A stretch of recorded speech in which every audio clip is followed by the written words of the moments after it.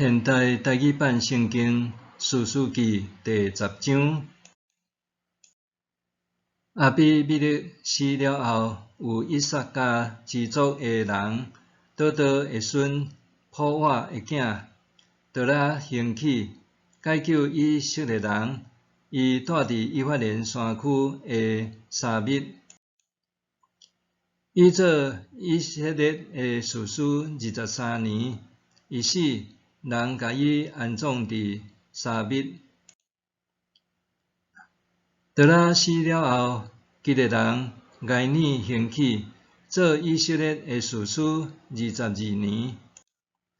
伊有30个囝，骑30只驴仔，阁有30座城，拢伫基列地区。这城到今仔日还叫做哈瓦德挨年。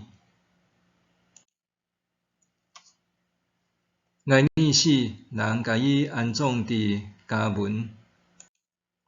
以色列人搁做上主看做歹的事，去服侍巴力甲阿斯塔略，以及苏利亚西顿、摩押、阿门人甲非利士人的神明，因弃杀上主，无服侍伊。上主对以色列人发怒气，将因交予非利士人甲阿门人。因扰乱搁压制住伫约旦河东边阿摩利人境内基列地区的以色列人有18年久。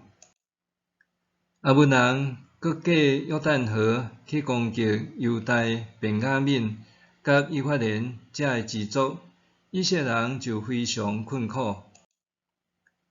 以色列人哀求上主讲：阮有得罪你，因为阮弃杀阮的上帝，去服侍巴力。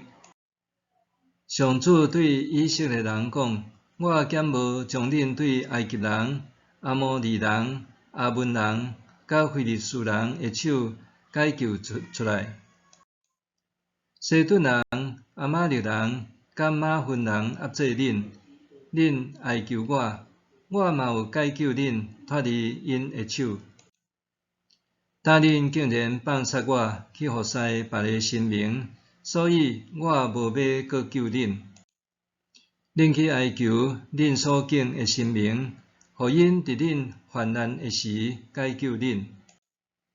以色列人对上主讲：阮有犯罪，出在你的意思对待阮，毋过恳求你今仔日解救阮。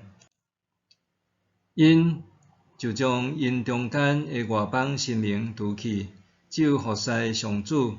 上主对以色列人的困苦真不忍心。